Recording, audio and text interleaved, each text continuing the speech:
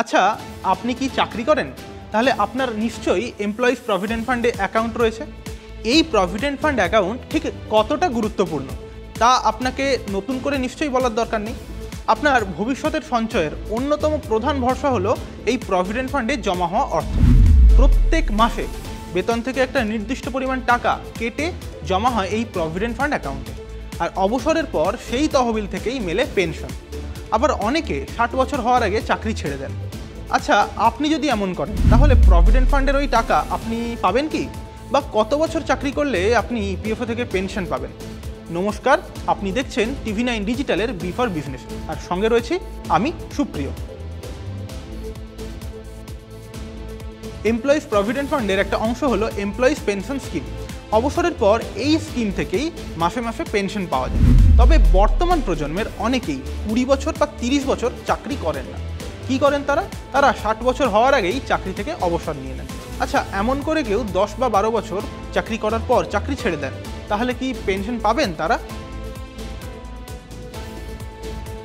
ইপিএফওর নিয়ম অনুযায়ী PFA pension পাওয়ার জন্য কমপক্ষে 10 বছর চাকরি করতে হয়।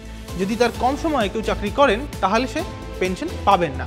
তবে এর অর্থ এই নয় যে 10 বছর পূরণ হয়ে গেলেই আপনি পেনশন পাওয়া শুরু করবেন। এর অর্থ হলো ভবিষ্যতে আপনি যখনই অবসর নেবেন তারপর থেকে আপনি পেনশন পাবেন।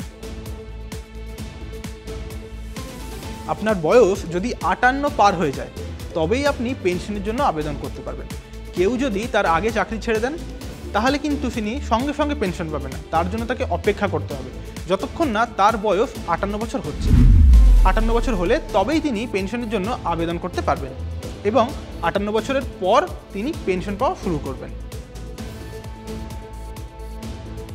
কর্মীদের বেতনের 12% ইপিএফে জমা পড়ে প্রত্যেক মাসে, এবং সেই কর্মী যে সংস্থায় কাজ করেন সেই সংস্থার তরফেও একই পরিমাণ টাকা দেওয়া হয় ইপিএফওতে। আর এই অনুদানের 8.33% প্রত্যেক মাসে জমা পড়ে এমপ্লয়ি পেনশন স্কিমে, আর বাকি 3.67% সেটা জমা পড়ে ইপিএফের মূল অ্যাকাউন্টে। তাহলে হিসাব কি বলছে?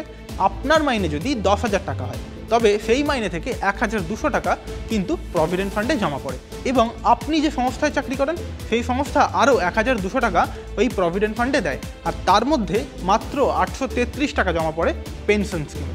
তবে পেনশন স্কিমে জমা পড়া এই টাকা কিন্তু তোলা যায় না। আপনি প্রয়োজনে যে টাকা তুলছেন ইপিএফও থেকে সেটা ইপিএফের মূল অ্যাকাউন্ট থেকেই তোলা হয়, আর আপনার ওই পেনশনের টাকা ওটা রাখা থাকে 58 বছরের পর আপনাকে পেনশন দেওয়ার জন্য। আর এই ধরনের খবর আরও জানতে হলে নজর রাখুন TV9 ডিজিটালে।